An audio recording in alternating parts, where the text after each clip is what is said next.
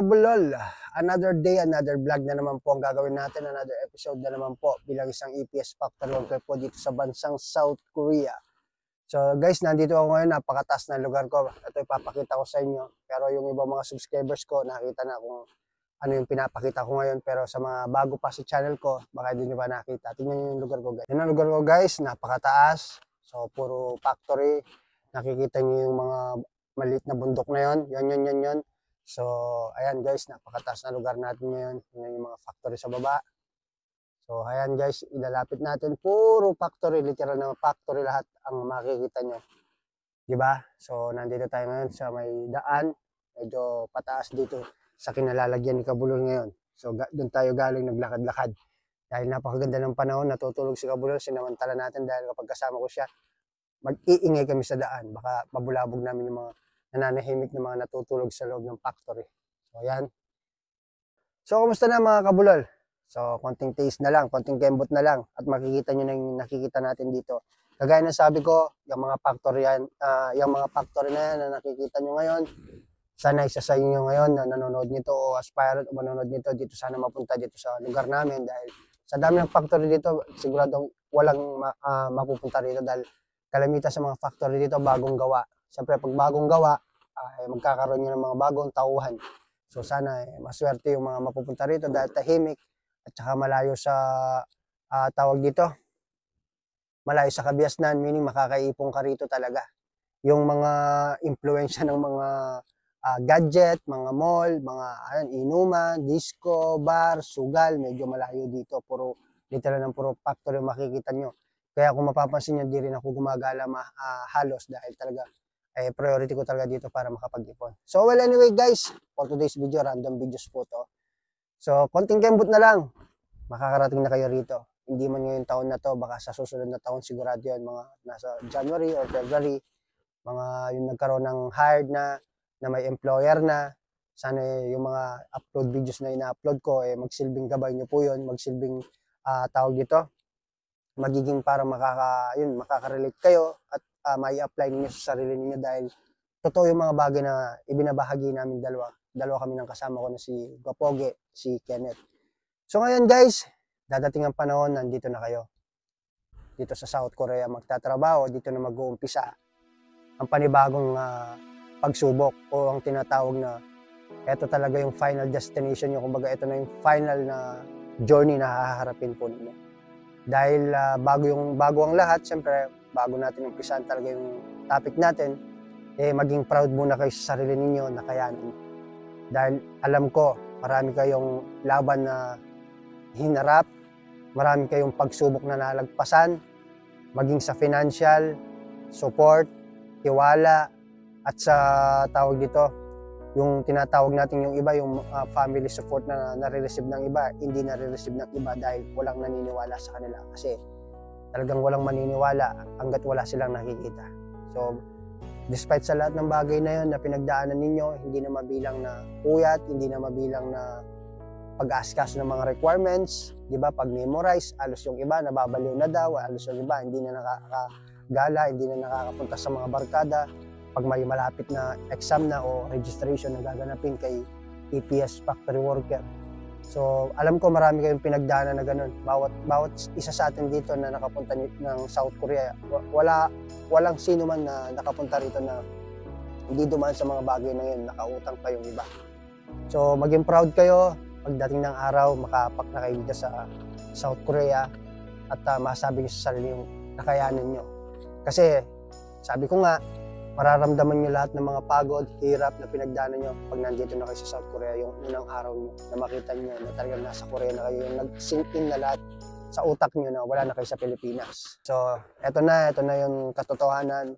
Pag nandito na kayo, eto yung magsilbisa ng gabay at advice ko rin sa inyo bilang kuya na rin sa mga bata sa akin at bilang siyempre 12 years na ako, magta 13 years na ako kahit papano naman dinaanan ko na siguro yung mga bagay-bagay na dapat pagdaanan ng mga isang manggagawa dito tulad ng pagkikisama, pagtatrabaho sa trabaho, pagdating sa sahuran, sa pera, kung paano nagko-compute ng sahod, sweldo, mga deduction, at higit sa lahat, siyempre, yung mental illness natin. Yan ang magiging susi kung kaya nating malagpasan. Kasi alam nyo, aminin ko sa inyo, ang mga Koreano, isa sila sa hindi nila nakakayanan yung ano nila, yung mental illness, alam nyo ba?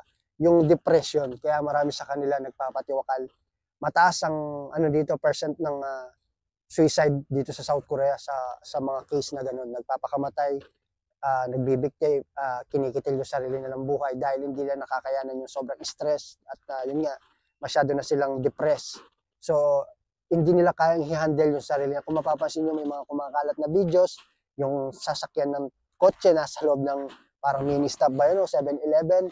Tapos yung isa naman, napanood nyo siguro, may daladalang baseball bat, pinagbabasag yung salamin ng convenience store o restaurant yata o kantina kaya pinagkakainan dahil yung mental illness nila hindi nila kayang i-handle kasi dito sa South Korea yan ang ano ano sila sa stress, alam niyo ba yun, yung tipo ng tao kasi ng mga Koreano sila lagi ang tama, hindi sila nagkakamali at kahit mali ang desisyon nila paninindigan nila kahit mali, ganun sila, hindi mo sila pwedeng suwayin kahit na ano, lalo na't nakakatanda sila sa atin. So sana kahit paano yan ang karakter ng mga Koreano na sinasabi ko po. Hindi man lahat ganun pero karamihan na makakasalamuha ako dahil nag-part-time na rin ako sa ibang mga company, ilan na rin yung pinag-part-time. Alos sila lahat ganun.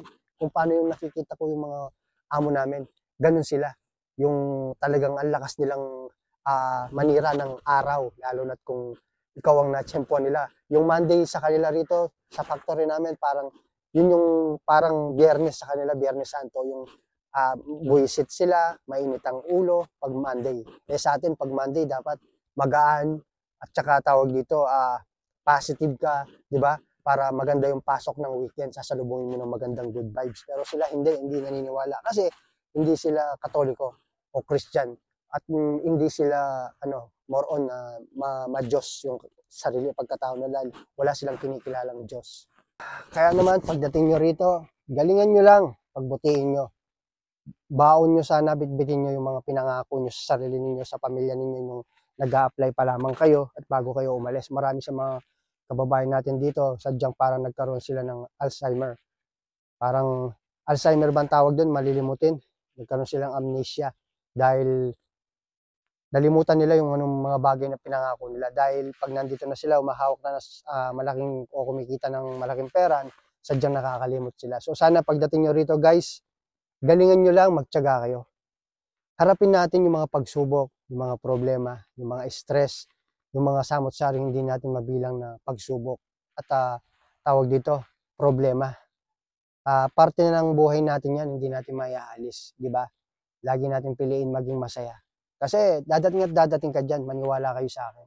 Ito ang pinaka-importanting masasabi ko lang sa inyo. Labanan nyo yung kalungkutan, labanan nyo yun nga, kasi yung kalungkutan pumapasok din yung pag naiinis ka sa katrabaho mo, yung trabaho na abutan mo talagang hindi mo na-imagine na ganito, tapos magsisisi ka, tapos sasabihin mo kung uuwi ka.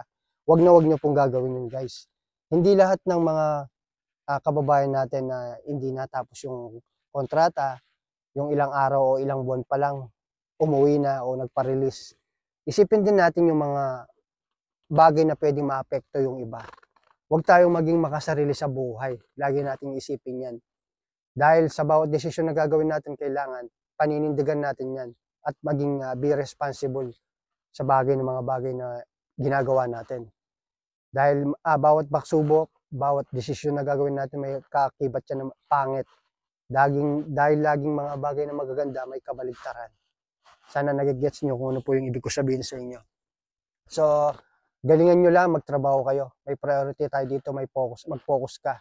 Priority mo yung pamilya mo, yung mga bagay na nung nasa Pilipinas ka pa, kung ano yung pinaka-downful moment ng buhay mo, yun ang isipin mo. Dahil yun yung magiging parang gasolina sa'yo, para magiging gas yun para mas lalo kang sipagan, para mas lalo kang tawag dito, magkagana na i-pursue pa lalo yung mga bagay na pinapangarap mo sa buhay. Yung mga taong pinahiya ka nun, yung mga taong nilapitan mo pero ang daming sinabi, hindi ka man nila natulungan. Yung taong hihiram ka, alam mo may kakayan siya na ipahiramin ka at tulungan ka. Ang dami niyang tinanong at ang ending doon, wala rin naman.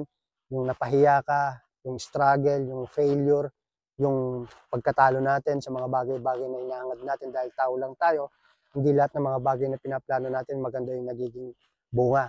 Dahil wala tayong control sa lahat ng bagay, kaya nangyayari yung bagay na yun. Tsaka sana maniwala kayo sa sarili nyo, balang araw lahat ng mga bagay na sinabi sa inyo ng iba, kaya nyo gawing baligtarin at ipakita na kaya nyo. Yun ang pinaka-importante na motivation sa sarili nyo. Yung mga problema, yung mga taong naninira, mapagmaliit, minamata kayo, tawag dito, masyado na lang kayong dinidiscriminate. So patunayan nyo, yan ang challenge ko sa inyo, yan ang magiging gabay nyo. Yung moment na down ka na, gusto mo na sumuko, pag naaalala mo yung mga bagay na yun, mas lalo kang parang nabubus yung kagustuhan mo na mas lalo na lumaban at magpatuloy sa buhay dahil sa mga taong ganun. Yun ang isipin nyo guys, wag kayong basta-basta bibitaw sa pangarap nyo, nandito na kayo.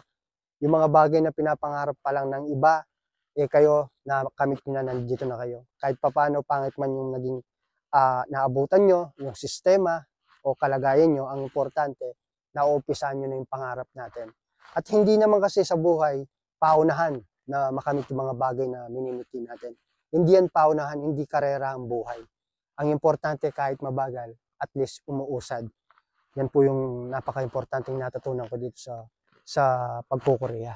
Ang mga bagay-bagay, mayroong kanya-kanyang tamang oras. Pag dumating yung oras na yun na yun pinagkaloob sa iyo ng Panginoon. Dahil aminin natin sa hindi, marami tayong pinlano sa buhay, marami tayong pinaghandaan, pero nung sumapit yung mga bagay na yun, iba ang nangyari.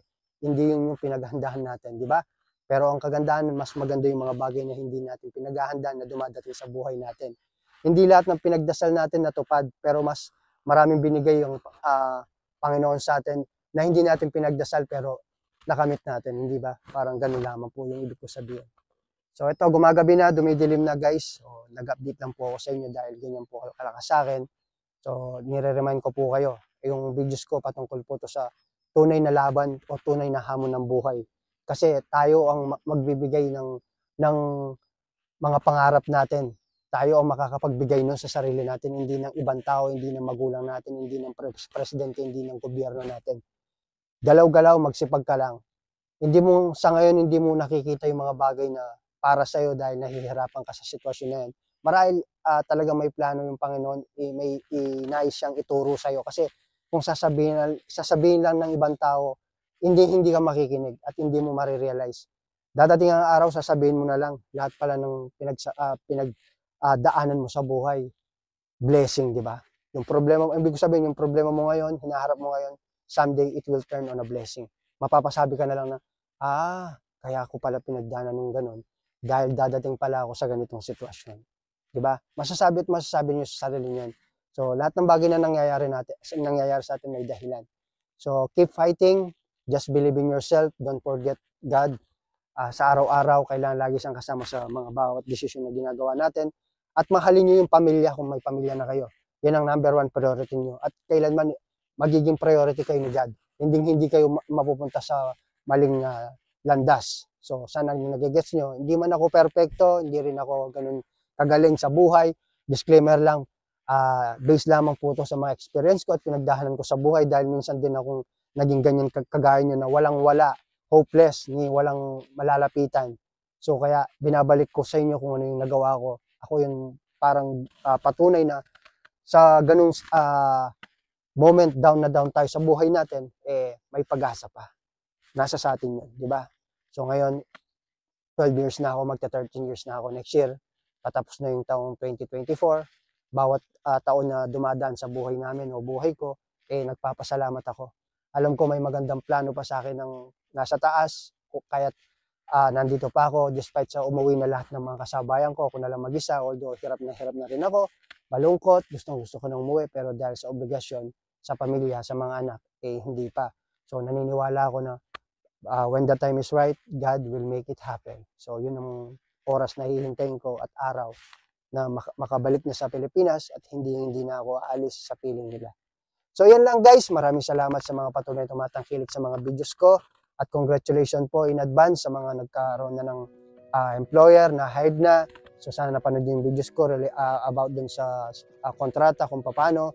At yung mga hindi pa naman nabigyan, huwag kayong mag-alala, maghintay lang kayo dahil continue po yung pagbibigay nila ng kontrata o yung pagbibigay sa inyo ng employer o ibig sabihin yung selection continuous pa yata yan. Kung hindi man, may mga paparating pa. Lagi ko na sasabihin sa inyo, maghintay lang kayo. Patience is the key sa lahat ng mga bagay na ginagawa natin. May planong nasa taas. Kung hindi pa ngayon, baka hindi mo pa oras. Baka nauna lang yung iba. Ganun lang. So gawin mo, enjoyin mo yung oras mo kasama yung pamilya mo dahil dadating ang araw, kahit umiyak ka, kahit magtatalong ka rito sa South Korea, para makita yung pamilya mo, hindi na pwede, hindi mo magagawa dahil napakalayo mo na sa kanila. So, sana nagigets mo. So, yun lang guys. Kita-kita tayo muli sa sunod ng video.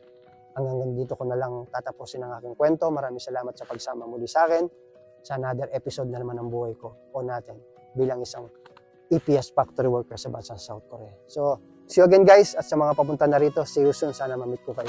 Palike naman po at share na rin yung videos to at sa mga hindi pa nakakapag-subscribe, sana mapindot mo na yung subscribe button at ilagay mo sa all para every time na may bago tayong videos, ma-notify kita.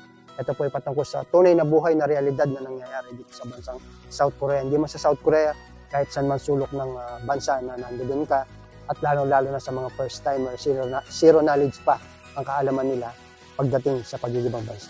So that's it. Sana makatulong at nakakatulong sa inyo yung mga videos na nagawa ni Pablo. So, bye-bye!